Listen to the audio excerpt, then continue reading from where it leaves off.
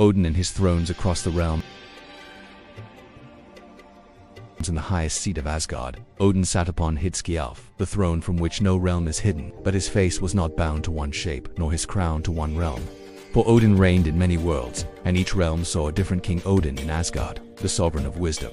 His face in Asgard was stern yet luminous, one eye gleaming with fire, the other hidden by sacrifice. His jaw was strong, set with the weight of command. Wrinkles carved by storms of war marked his brow, but his gaze carried the stillness of deep wisdom.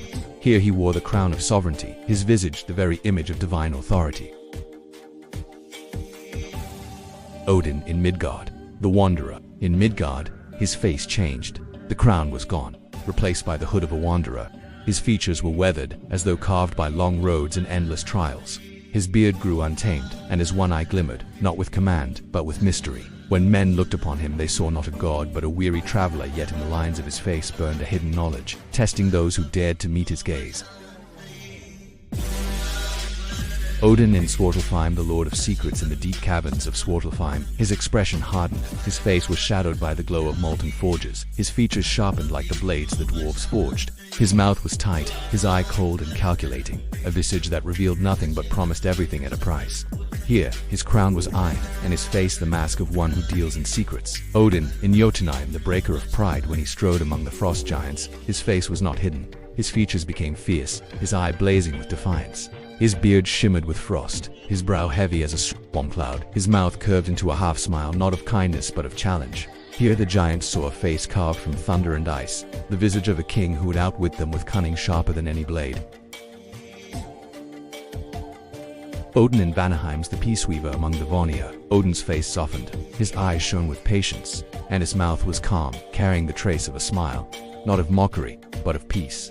His brow, though still marked by wisdom, was lighter, as though touched by spring sunlight. Here his visage was crowned with blossoms, and his face carried the rare gentleness of a sovereign who knows that war is only half of rule. Odin in Helheim, the king of the remembered dead. In the halls of Helheim his face grew solemn. His skin seemed pale, his beard heavy with shadows. His eye was dark, holding sorrow deeper than oceans. His lips were pressed, as though carrying the weight of unspeakable truths. Here his crown was silenced, and his face bore the grief of all that is lost, yet also the dignity of one who listens to the voices of the dead. Odin in Muspelheim, the keeper of boundaries at the edge of Muspelheim, where fire roared. His face grew stern as stone. His eye was fierce, burning with the reflection of flame. His jaw was set in unyielding resolve, a visage that refused to bend before chaos. Here, his face was a shield, his crown the firelight itself, the image of a sovereign who stood unafraid at the edge of destruction.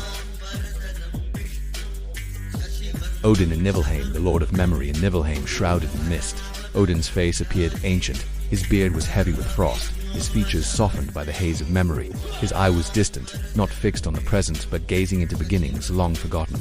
His mouth whispered secrets older than gods. Here, his visage was timeless, a frozen reflection of the first dawn, the face of a king who remembers all that was and all that will be. Thus Odin's face changes with the realm, yet all are true. A sovereign crowned in many thrones, bearing many visages stern, sorrowful, patient, cunning, and fierce. But behind them all lies one eternal gaze, one unbroken truth. Odin, the father of all.